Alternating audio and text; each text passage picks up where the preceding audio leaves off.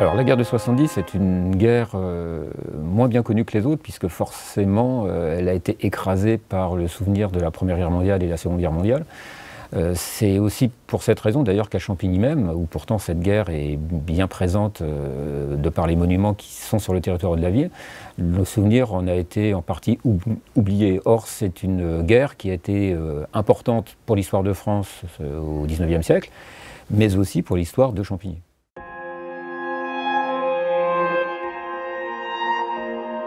Quand la Société d'Histoire a travaillé sur la guerre de 1870, l'idée ça a été d'adopter un point de vue, par la force des choses, différent de celui qu'on avait sur cette guerre, qui était une vision nationale, voire internationale. On a vraiment voulu avoir la dimension très locale. Et en adoptant ce point de vue, on s'est rendu compte finalement que la mémoire de cette guerre était plus complexe dans les années qui ont suivi la fin de la guerre elle-même, et puis surtout que l'évolution de la mémoire de cette guerre a montré aussi comment, aussi en parallèle avec la mémoire des autres conflits Première et Deuxième Guerre mondiale, elle participait, parce qu'on s'était battu à 3 reprises en très peu de temps, à un rapprochement franco-allemand. Et que finalement, les cérémonies qui ont lieu aujourd'hui sont des cérémonies où les Français et les Allemands sont présents, où l'on parle de paix, où l'on rend hommage bien sûr aux soldats qui sont morts durant cette bataille. Et on est très éloigné de l'image traditionnelle que l'on a des cérémonies après 1870, d'appel à la revanche, d'appel à la reprise de la guerre. Mais quand on travaille sur l'histoire locale, on se rend compte que parallèlement à ces discours revanchards, il y avait déjà des discours qui appelaient à l'apaisement et simplement au souvenir mutuel des morts français et allemands.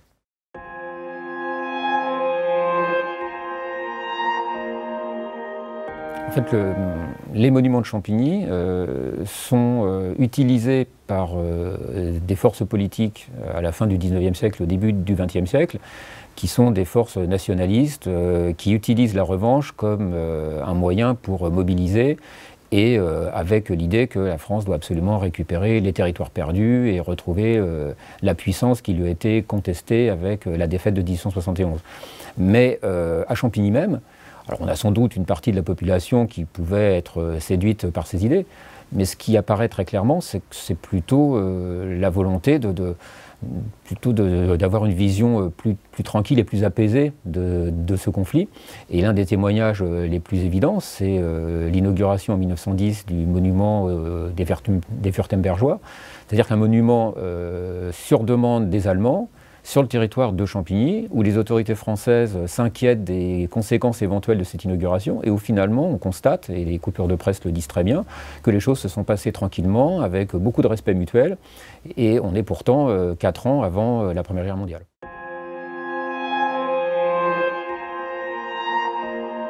Il ne faut aussi pas sombrer dans l'angélisme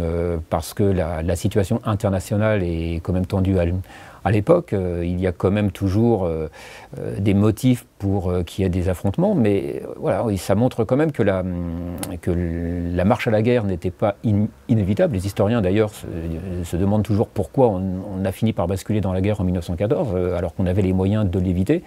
Et l'exemple de Champigny est une pierre à ce questionnement. Voilà, à Champigny, on arrive à parler d'un conflit qui est pourtant mis au centre de l'appel à la revanche de façon plus tranquille, avec des ennemis qui essayent de se retrouver ensemble et d'avoir un discours de paix.